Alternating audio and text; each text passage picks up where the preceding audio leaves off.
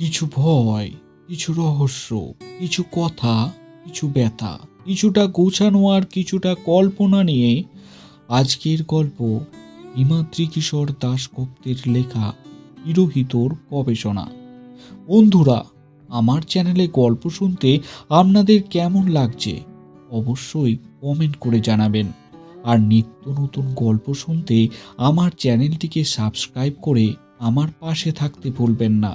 শুরু হচ্ছে আজকের গল্প হিমাদ্রি কিশোর দাশগুপ্তের লেখা হিরোহিতর গবেষণা। চিঠিটা পেলাম বিকালের ডাকে। আমি তখন সবেমাত্র ইউনিভার্সিটি থেকে বাড়ি ফিরেছি। খামের কোণে নীল রঙের অ্যামব্লেম আর বোস্টনের সাপ দেখেই ধারণা করেছিলাম চিঠিটা প্রফেসর হিরোহিতরই হবে। মনটা সঙ্গে সঙ্গে নেচে উঠল। 6 মাস তার কোনো খবর পায়নি। স্বেচ্ছা নির্বাসনে আছেন তিনি। এমনকি টেলিফোন লাইনও তিনি কেটে দিয়েছেন। পাশে কেউ তার গবেষণার কাজে ব্যাঘাত ঘটায় সেজন্য। খামটা খুলতেই দেখলাম আমার অনুমানই সত্যি। আমাকে ছোট্ট একটা চিঠি পাঠিয়েছেন হিরোহিত। আগ্রহ নিয়ে পড়তে শুরু করলাম চিঠিটা। বন্ধুবর প্রফেসর মজুমদার। বন্ধুবর প্রফেসর মজুমদার, আশা করি আপনি কুশলে আছেন। কাজের চাপে আপনার সঙ্গে যোগাযোগ করে উঠতে পারিনি।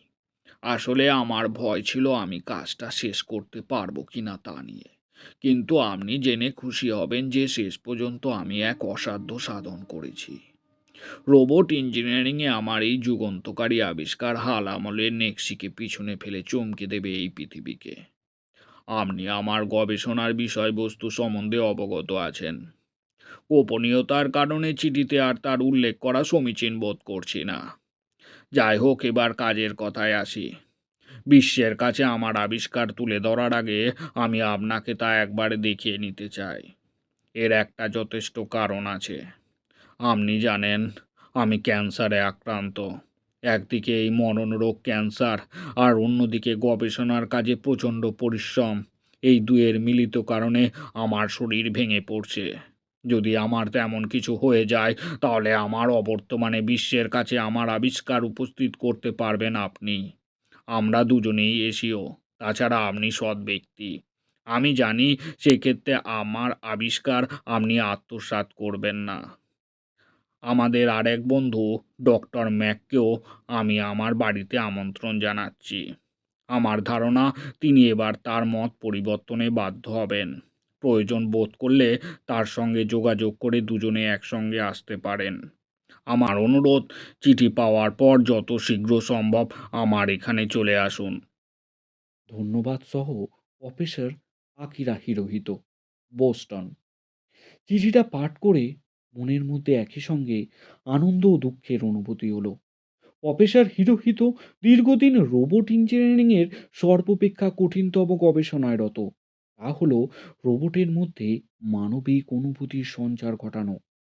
অর্থাৎ কোনো ঘটনা দেখে মানুষ যেমন তার প্রতিক্রিয়া ব্যক্ত করে, কাঁদে, হাসে, ক্রুদ্ধ হয়ে অভিব্যক্তি প্রকাশ করে, তেমনই অভিব্যক্তির প্রকাশ রোবটের মধ্যে ঘটানো।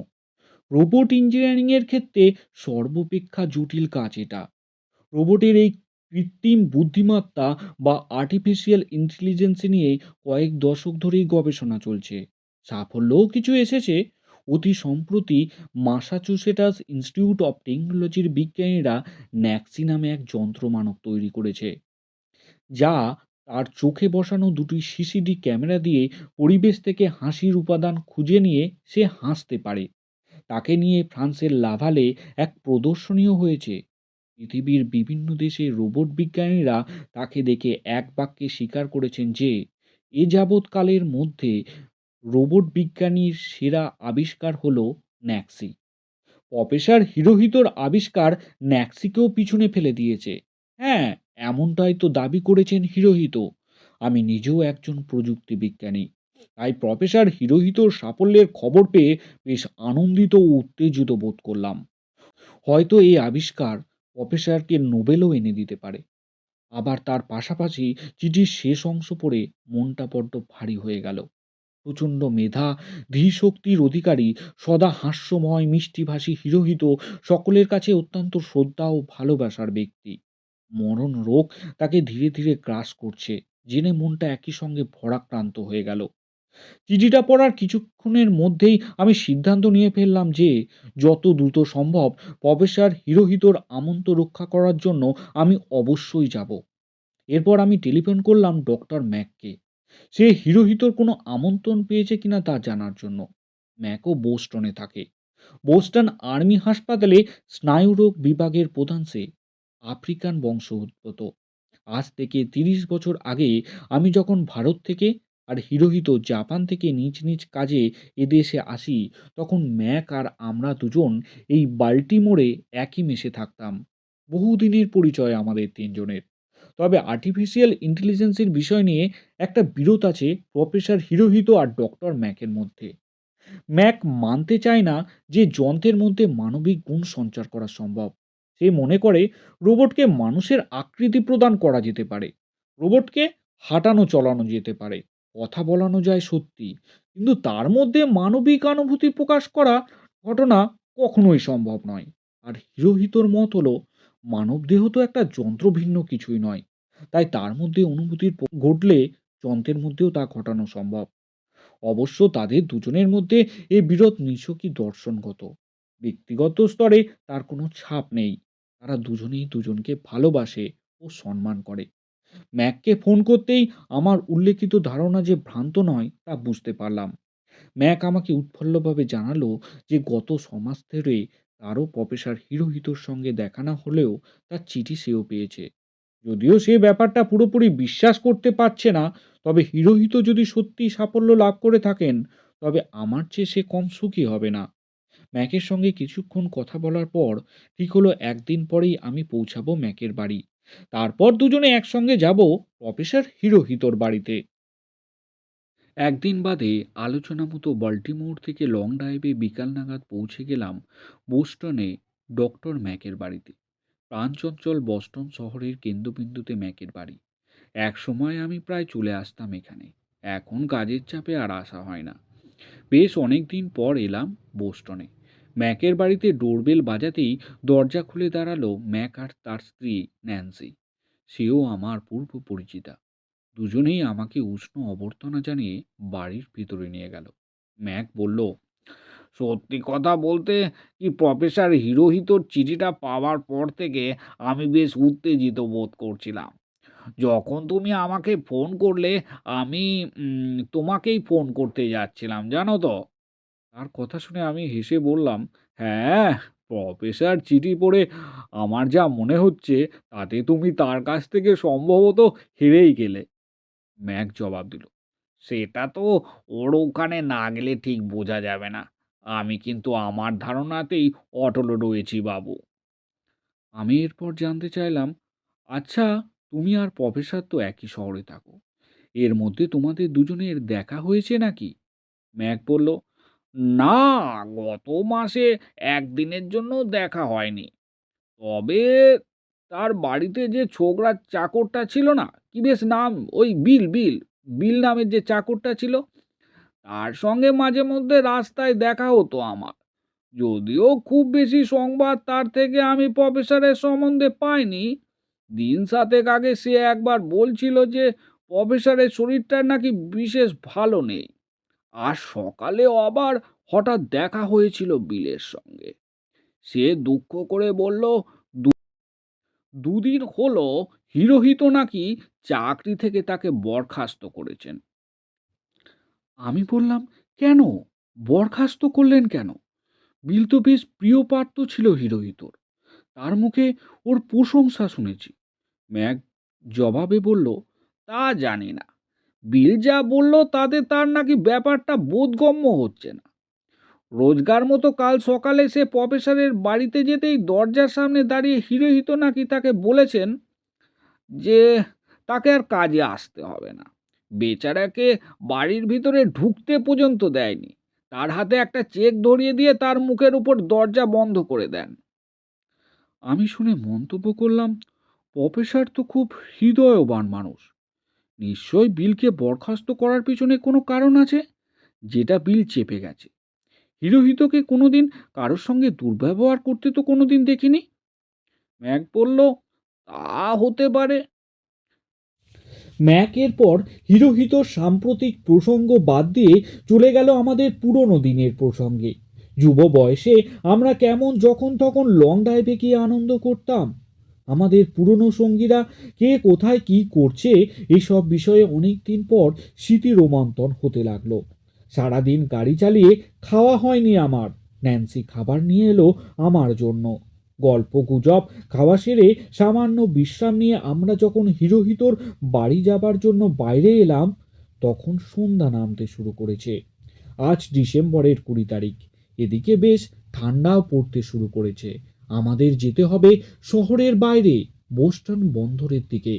অতঃপর আমরা রওনা হয়ে গেলাম গন্তব্যস্থলের উদ্দেশ্যে। শহরের মধ্য দিয়ে এগোতে লাগলাম আমরা। ক্রিসমাস আর নিউ ইয়ার্স ইভের প্রস্তুতি শুরু হয়ে গেছে ইতিমধ্যে। বড় বড় হাইরাইজ আর শপিং মলগুলো সেজে উঠেছে আলোকসজ্জায়। একসময় এই আলোক উজ্জ্বল নগরীকে পিছনে ফেলে বন্দরের দিকে এগোতে লাগলাম আমরা। তারপর তার কাছাকাছি পৌঁছে সমুদ্রের সমান্তরাল গাছে ঘেরা একটা নির্জন রাস্তা ধরলাম। এদিকে লোকজন বিশেষ থাকে না, অনেক দূরে দূরে কয়েকটা বাড়ি আছে মাত্র। বোস্টন বন্দরে জাহাজের ভোসারা নগরীর অন্য কোনো কোলাহল এদিকে এসে পৌঁছায় না। নিরিবিলিতে কাজ করার পক্ষে একদম আদর্শ জায়গা বেছে নিয়েছেন হিরোহিত। যত তার বাড়ি এগিয়ে আসতে লাগলো, তত বুকের ভিতর কেমন যেন একটা উত্তেজনা অনুভব করতে লাগলাম আমি। সেই রাস্তা ধরে মিনিট 20 চলার পর অবশেষে গন্তব্যে পৌঁছে গেলাম আমরা। গাড়ি থেকে নামার পরেই বুঝতে পারলাম বাইরে বেশ ঠান্ডা। পাঁচিলে ঘেরা বিরাট কম্পাউন্ডের মধ্যে দাঁড়িয়ে আছে গাছে ঘেরা সাবেকি আমলের বাড়িটা। এ বাড়ি আগে কোনো জাহাজের ছিল, পরবর্তীকালে হিরোহিত কিনে নেন। এ বাড়িতে এর আগে আমরা অনেকবার এসেছি। অকৃতদার হিরোহিত একলাই থাকেন এখানে। অন্ধকারের মধ্যে কুয়াশায় চাদর মুড়ে ভূতের মতো দাঁড়িয়ে আছে বিশাল বড় বাড়িটা। কোনো আলো জ্বলছে না। ম্যাক বলল, কেমন একটা ভুতুড়ে পরিবেশ, তাই না? পাওয়ার কাট নাকি উনি বাড়িতে নেই?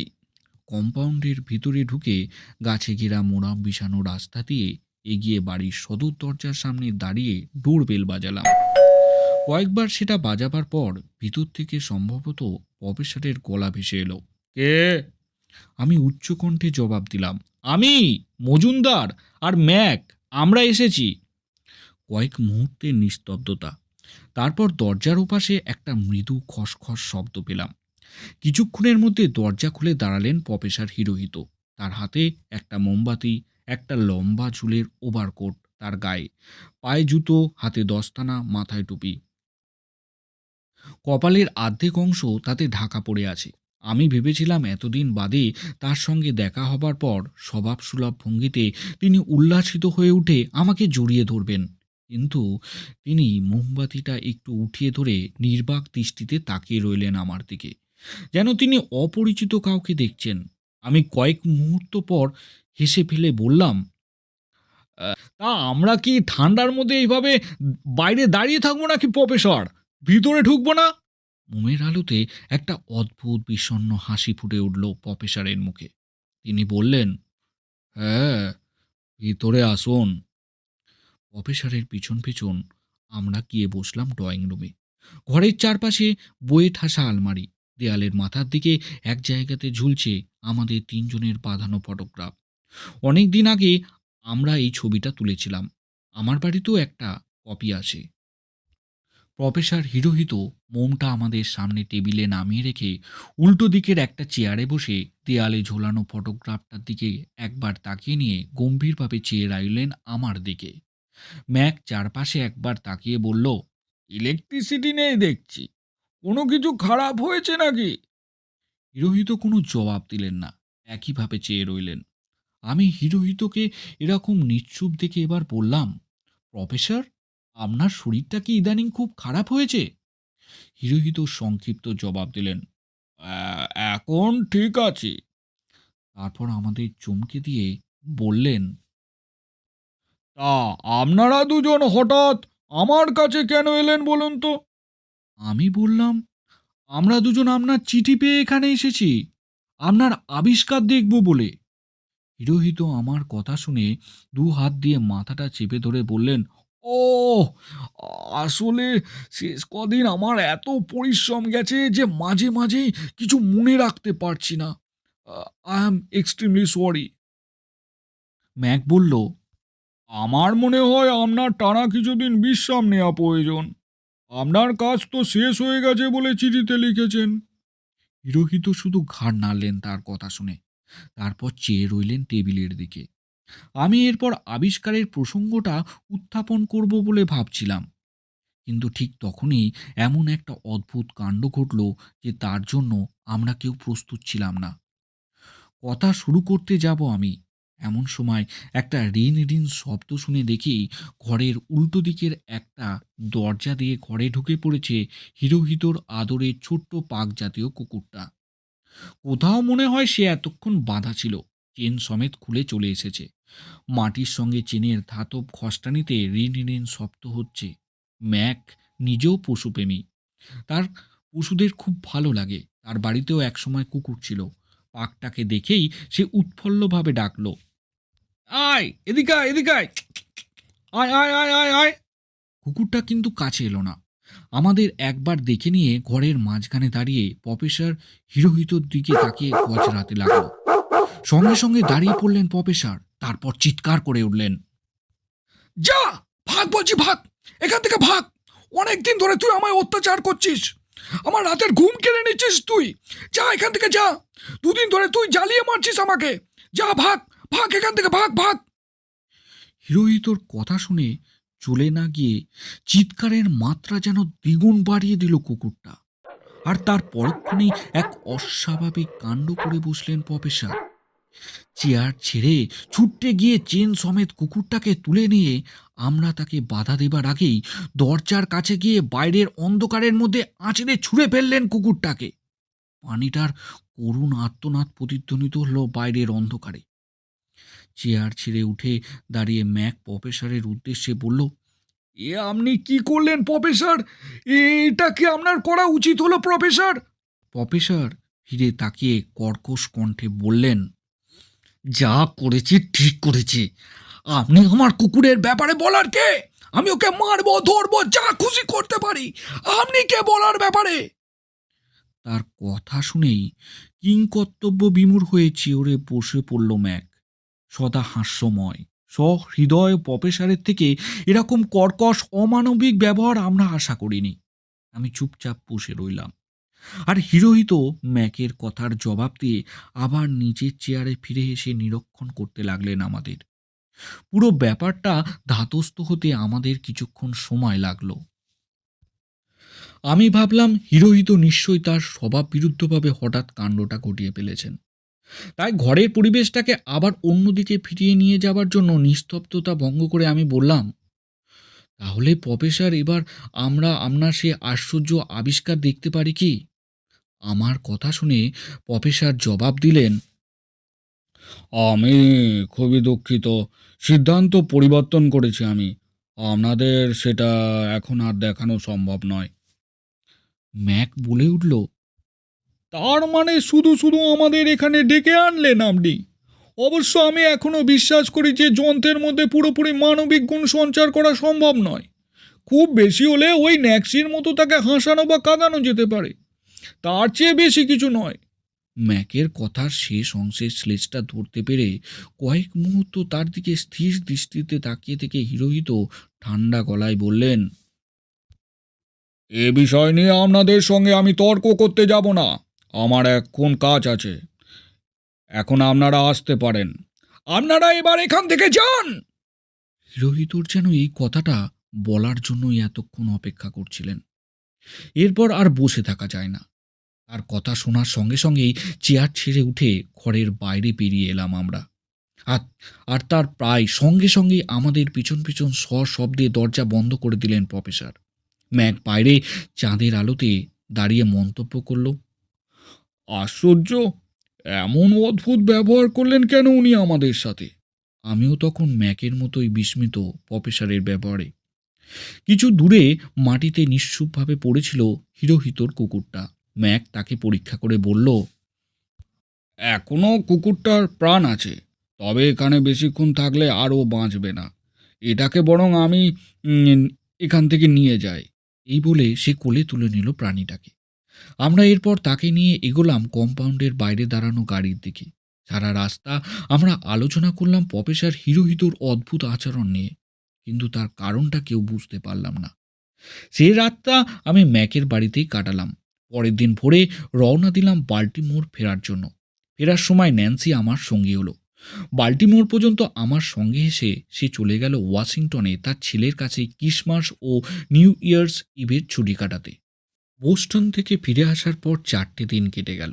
এর মধ্যে যে হিরোহিতোর কথা আমার মনে পড়েনি তা নয়, তবে কাজের চাপ ছিল, বেশি ভাবার সুযোগ পায়নি। 25শে ডিসেম্বর সকালে ঘুম থেকে উঠে বোস্টনে ম্যাককে ফোন করলাম বড়দিনের শুভেচ্ছা জানানোর জন্য। শুভেচ্ছা বিনিময়ের পর প্রফেসর হিরোহিতোর কোনো সংবাদ আছে কিনা তা জিজ্ঞাসা করতেই ম্যাক বলল, না, তার কোনো খবর নেই। আমি ভাবছি তার বাড়িতে আজ বিকেলে একবার যাব, বুঝলে। আমার মনে হচ্ছে মাত্রা অতিরিক্ত কাজের চাপে তার স্নায়বিক কোনো সমস্যা হয়েছে, তাই তিনি আমাদের সঙ্গে ওরকম রুক্ষ ব্যবহার করলেন। স্নায়বিক বিশেষজ্ঞ হিসেবে আমার ওকে সাহায্য করা প্রয়োজন ছিল। তাছাড়া ওর কুকুরটাও সুস্থ হয়ে উঠেছে। প্রফেসর আমার দীর্ঘদিনের বন্ধু। হয়তো তিনি এখন আমাদের প্রতি দুর্ব্যবহারের জন্য দুঃখিত অনুভব করছেন, কিন্তু লজ্জায় আমাদের সঙ্গে কোনোভাবে যোগাযোগ করতে পারছেন না।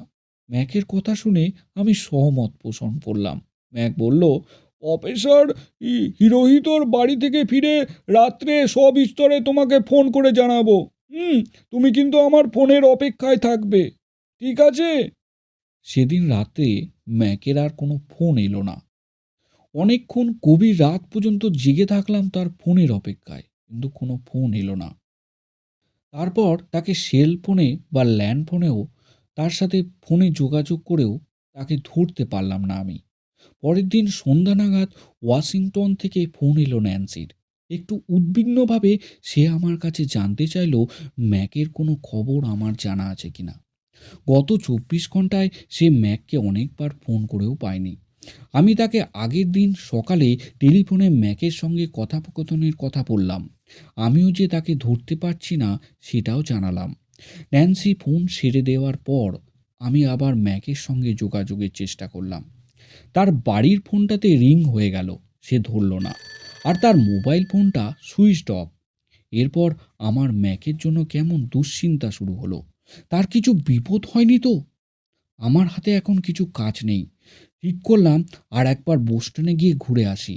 সেই মতো আমার গাড়ি নিয়ে সেই রাতেই আমি বাড়ি ছাড়লাম।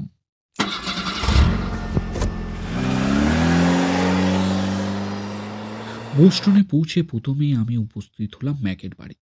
দেখলাম তার বাড়ির সদর দরজা তালাবন্ধ। দরজার সামনে পড়ে আছে দুদিনের সংবাদপত্র। তার মানে কি 2 দিন ধরে বাড়ি ফেরেনি ম্যাক? ওর ল্যান্ড ফোনটা কেউ ধরেনি কেন, এবার তা বুঝতে পারলাম। ম্যাকের বাড়ির বন্ধ দরজার সামনে দাঁড়িয়ে কিছুক্ষণ ভাবার পর আমি আমার পরবর্তী গন্তব্য স্থির করে নিলাম। আমি যাব প্রফেসর হিরোহিতোর বাড়ি। ম্যাক আমাকে জানিয়েছিল সে সেখানে যাবে, আর সেদিন সন্ধ্যা থেকে সে নিখোঁজ। এমন হতে পারে ম্যাক কোনো কারণে প্রফেসরের বাড়িতেই রয়েছে, হয়তো হিরোহিতোকে কোনো সাহায্য করার জন্যই, অথবা সে অন্য কোথাও গেলে সে কথা প্রফেসরকে জানিয়েও তো যেতে পারে।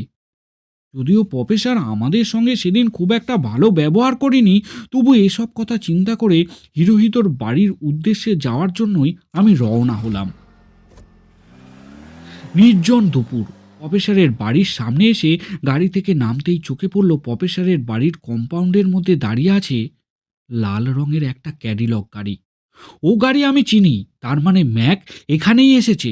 উৎসাহিত হয়ে কম্পাউন্ডে প্রবেশ করে সোজা এগোলাম বাড়ির দিকে। বাড়ির সামনের দিকে সব দরজা জানলা ভিতর থেকে বন্ধ। সদর দরজায় দাঁড়িয়ে আমি বার কয়েক কলিং বেল বাজালাম। তারপর দরজায় ঘা দিলাম। Professor, professor! প্রফেসরের হিরোহিত নাম ধরে ডাকলাম, কিন্তু ভিতর থেকে কোনো সাড়া এলো না। হঠাৎ আমার মনে হলো বাড়ির পিছন দিকে, যেদিকে প্রফেসরের ল্যাবরেটরি, সেদিক থেকে মাঝে মাঝে কিসের শব্দ যেন ভেসে আসছে। মনে হলো হয়তো প্রফেসর সেদিকে আছেন বলে আমার ডাকটা শুনতে পাচ্ছে না। গাছে ঘেরা বাড়িটাকে পেরিয়ে এরপর আমি পা বাড়ালাম বাড়ির পিছনের অংশে যাবার জন্য, কিন্তু কয়েক পা এগিয়েই আমি থমকে দাঁড়িয়ে পড়লাম। একটা গাছের তলায় মরে পড়ে আছে প্রফেসরের পোষা পাক জাতীয় কুকুরটা। প্রাণীটার দেহে পচন ধরেছে, গন্ধ সরাতে শুরু করেছে। কিন্তু প্রাণীটাকে কেন মারলো, কেই বা মারলো, আর মৃতদেহটা কেনই বা এখানে পড়ে রয়েছে তা ঠিক বুঝতে পারলাম না। তার পাশ কাটিয়ে এগোলাম বাড়ির পিছন দিকে। উপস্থিত হলাম বাড়ির পিছন দিকে। সেদিকের দরজাটা হাট করে খোলা। হ্যাঁ, সেই শব্দটা আসছে বাড়ির ভিতরে প্রফেসরের ল্যাবরেটরি বা তার সংলগ্ন কোনো ঘর থেকেই। আমি প্রবেশ করলাম বাড়ির ভেতর। তারপর উপস্থিত হলাম প্রফেসরের ল্যাবরেটরিতে। বিরাট ল্যাবরেটরির চারপাশে অজস্র নানা ধরনের যন্ত্রপাতি ছড়িয়ে ছিটিয়ে আছে। কিন্তু হিরোহিতো বা ম্যাক্স সেখানে তো নেই। তাহলে তারা কোথায়? এবার আমি বুঝতে পারলাম ল্যাবরেটরি থেকে যে লম্বা বারান্দাটা চলে গেছে বাড়ির সামনের অংশে, সেই বারান্দার দুপাশে একটা ঘর আছে। সেইখান থেকেই হয়তো শব্দটা আসছে আমার মনে হলো। ল্যাবরেটরি ছেড়ে আমি পা রাখলাম বারান্দাতে। বারান্দার দুপাশে সারি সারি ঘর রয়েছে, কিন্তু সেই শব্দটা কেন জানি না থেমে গেল। আর একটা তীব্র পচা গন্ধ এসে লাগলো আমার নাকে। এতটাই পচা গন্ধ যে গা গুলিয়ে আসছে। রুমাল চাপা দিতে হলো নাকে।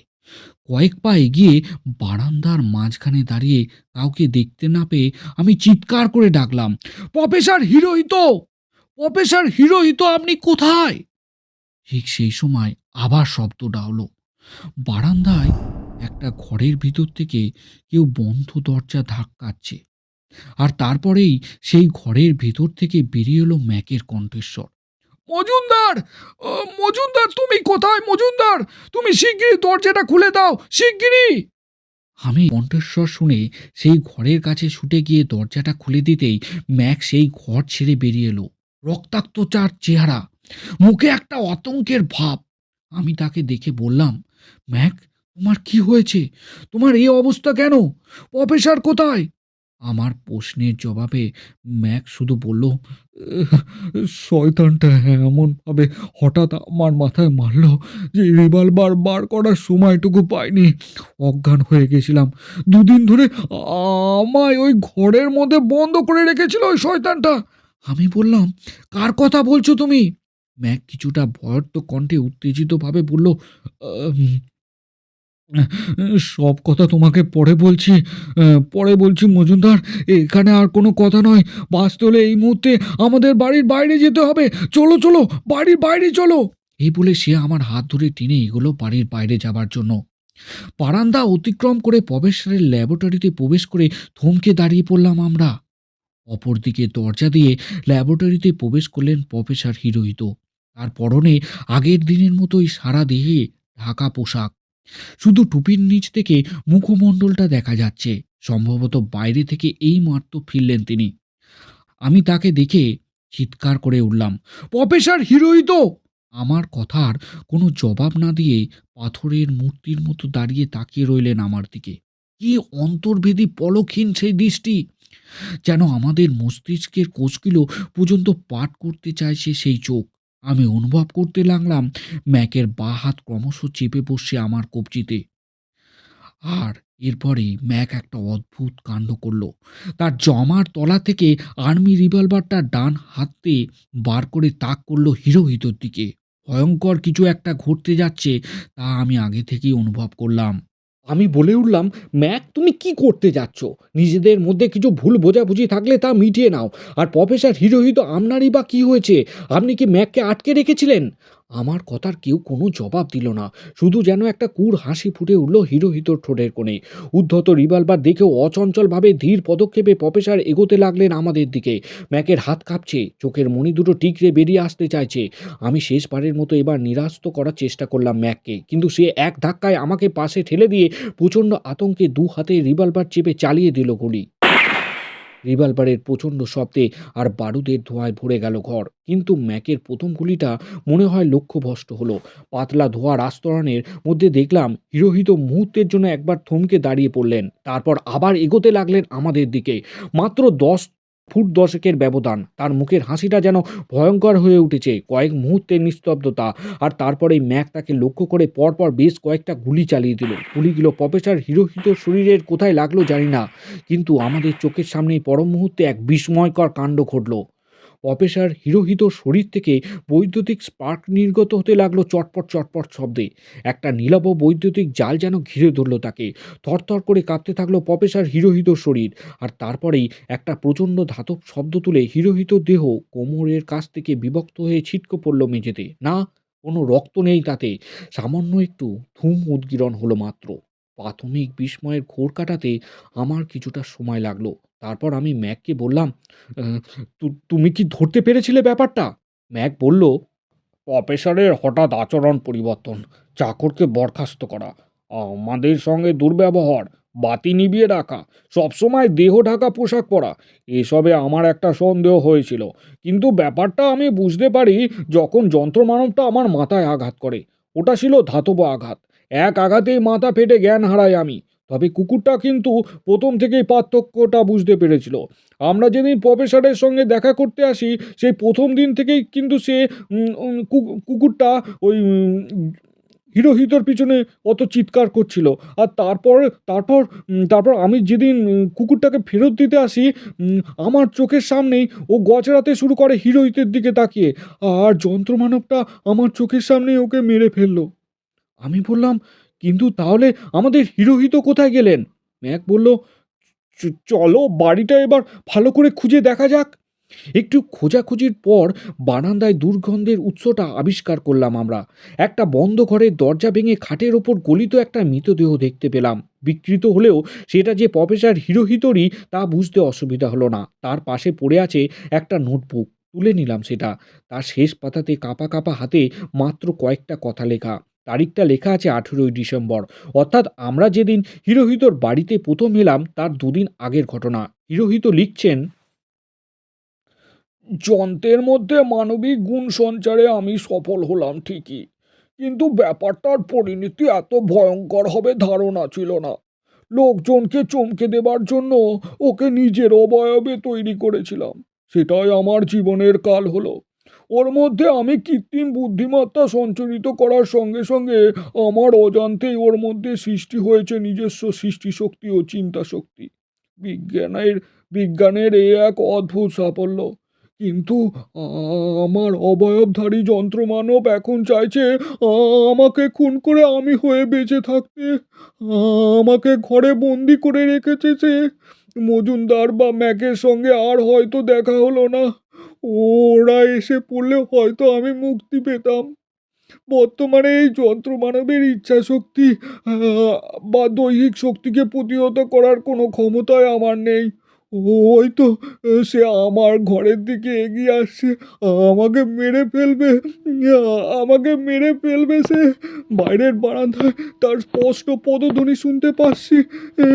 সে আসছে, সে আসছে। আর কোনো কথা লিখে যেতে পারিনি হিরোহিত। বোধহয় এরপরই তার জীবনে অন্তিম পরিণতি ঘনিয়ে এসেছিল। ম্যাক বিষণ্ণ দৃষ্টিতে লেখাটার দিকে তাকিয়ে বলল, "সত্যি প্রফেসর হিরোহিতোর কাছে হার মানলাম আমি।" আর তার কথা শেষ হবার সঙ্গে সঙ্গেই দরজার বাইরে একটা শব্দ শুনে তাকিয়ে দেখি যন্ত্রমানবের দেহের ঊর্ধ্বাংশ দু হাতে ভর দিয়ে দরজার সামনে দাঁড়িয়েছে। যন্ত্রমানবের চোখ ফুটে বেরিয়ে আসছে জ্বলন্ত রাগ। ম্যাক তার রিভলভারের শেষ গুলিটা চালালো যন্ত্রমানবের মাথা লক্ষ্য করে। ছোট্ট একটা বিস্ফোরণ, তারপরেই যন্ত্রমানবের মাথা থেকে বিভিন্ন ধরনের কম্পিউটার চিপস ক্ষুদ্র ক্ষুদ্র যন্ত্রাংশ চারপাশে ছড়িয়ে পড়ল। এবার সত্যিই নিথর হয়ে গেল হিরো হৃদয়ের যন্ত্রমানব। তার দিকে তাকিয়ে ম্যাক বলল, ওর আর কোনো মানবিক বোধ নেই। তবে আমাদের একটা মানবিক কর্তব্য সম্পাদন করতে হবে। প্রফেসর হিরোহিতোর মরদেহের অন্তিম সংস্কারের ব্যবস্থা করতে হবে।